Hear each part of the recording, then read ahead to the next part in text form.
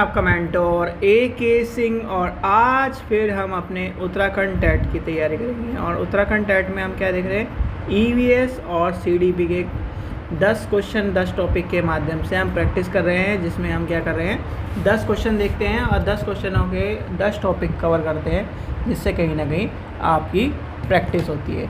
तो समय व्यर्थ न करिए, चलिए शुरू करते हैं। सबसे पहले क्या करना है, वीडियो को लाइक करना है, चैनल को सब्सक्राइब करना है, वीडियो को ज़्यादा से शेयर करना है। तो सबसे पहला क्वेश्चन आपका क्या कह रहा है, सबसे पहला क्वेश्चन आज का कहता है, क्वेश्चन नंबर फर्स्ट, एक ये की विघटन दर डैश पर निर्भर करती है। तो किसकी बात कर रहा है ये, कहीं ना कहीं तापमान की बात कर रहा है, यानी कि तापमान की। और इस तरह क्वेश्चन जैसे कि आपके ये क्वेश्चन है, ये स्टेट टेट में ज़्यादातर पूछे जाते हैं, तो इस चीज़ का ध्यान रखना। स्टेट टेट के जितने भी एग्ज़ाम हैं उसमें इस तरह क्वेश्चन आजकल सबसे ज़्यादा पूछे जा रहे हैं। तो आपको ध्यान रखना है कि आपको अपने स्टेट टेट के अनुसार इस चीज़ को लेके चलना है। कहीं ना कहीं आपसे भी इस तरह के क्वेश्चन पूछे जा सकते हैं। क्वेश्चन नंबर 2 देखते हैं। क्वेश्चन नंबर 2 देखते हैं। सुषमा चाहती है कि उसके छात्रों को पेड़ों के संरक्षण के लिए संवेदनशील बनाया जाए। निम्नलिखित में कौन सी रणनीति करने की सबसे उपयुक्त रणनीति मानी जाएगी? पोस्टर बनाना, समूह चर्चा, कक्षा के में बहस आयोजन, बच्चों को एक पौधे का अपनाना और पोषण उसके लिए यानी कि पोषित करने में मदद करना। तो ये सबसे इम्पॉर्टेंट चीज़ है और इस तरह क्वेश्चन आपका EVS में कई बार पूछा गया है, तो इसे आप लगा लीजिए मोस्ट इम्पॉर्टेंट क्वेश्चन हो जाएगा। ठीक है, चलिए आगे चलते हैं। क्वेश्चन नंबर 3 देखते हैं। अभय ने अपने छात्रों से उनकी बीमारियों पर समूह में एक संरक्षण करने के लिए कहा, जिसमें उनके पड़ोसियों यानी पड़ोस के लोग पीड़ित थे। पाठ्यपुस्तक में संरक्षण का उल्लेख नहीं किया गया है।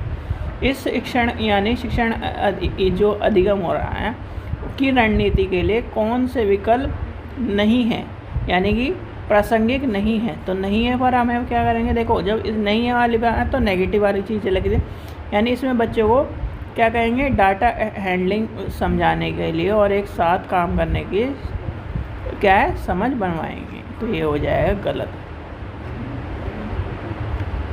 क्वेश्चन नंबर 4 देखते हैं। आपातकालीन स्थिति के बारे में बात करने के लिए प्रिया ने बच्चों के अनुभव पूछे। जब उन्हें कभी आपात स्थिति में सामना करना पड़ जाए तो बच्चे आग, बिजली के झटके और सड़क दुर्घटना के साथ अपने अनुभव सुनाइए।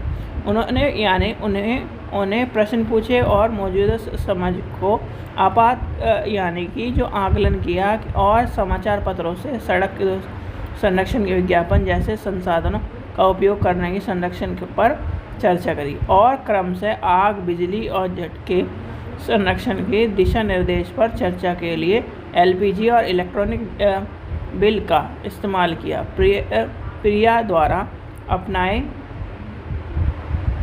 गए सबसे उपयुक्त दृष्टिकोण कौन सा होगा?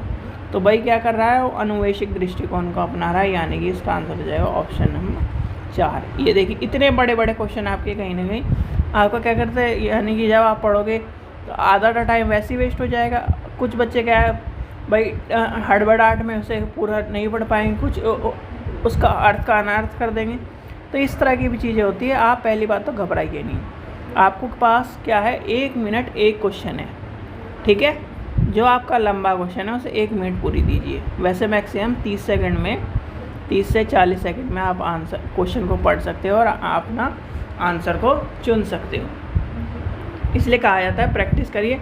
जितने आप प्रैक्टिस करते जाओगे क्वेश्चनों की, उतने आपको एकदम सटीक आंसर मिल जाएगा और आपको ज़्यादा सोचना नहीं पड़ेगा। क्वेश्चन नंबर 5 देखते हैं। समुदाय एक महत्वपूर्ण शिक्षण और अधिगम संसाधन है क्योंकि यह वास्तविक परिस्थिति में सीखने का अवसर प्रदान करता है। अवसर प्रदान क्या है, ये क्या है, पॉजिटिव टैग वर्ड है आपका। ठीक है, चलिए आगे चलते हैं। क्वेश्चन नंबर 6 देखते हैं। EVS शिक्षण अधिगम में कक्षा में प्राप्त अधिगम को विद्यालय के बाहर के जीवन से जोड़ने और इसे समृद्ध करने का तात्पर्य है।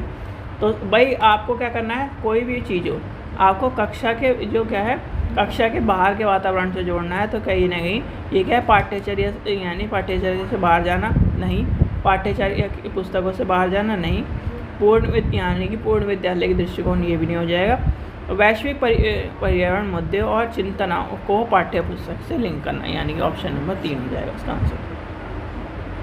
देखिए सॉरी ये हो जाएगा इसका, ये आपका क्या है, पाठ्य पुस्तक से बाहर बनाना, ये भी आपका कहीं ना कहीं, ये मैंने ध्यान नहीं दिया, तो ये आपका हो जाएगा। यानी कि हमें क्या करना है, उसे पाठ्य पुस्तक यानी कि पाठ्य पुस्तक में नहीं, उसे कहीं ना कहीं पाठ्य पुस्तक से बाहर लेके चलना है। तो इसका आंसर हो जाएगा ये, ठीक है।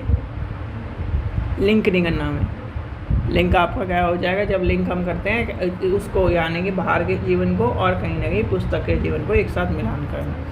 क्वेश्चन नंबर 7 देखते हैं। कक्षा 3 के छात्रों में को रोमा ने सिखाया कि पिता, माता और बच्चे एकल परिवार का गठन करते हैं। यदि दादा दादी और अन्य रिश्तेदार साथ रहते हैं तो ये क्या है, वास्तविक परिवार है। यानी कि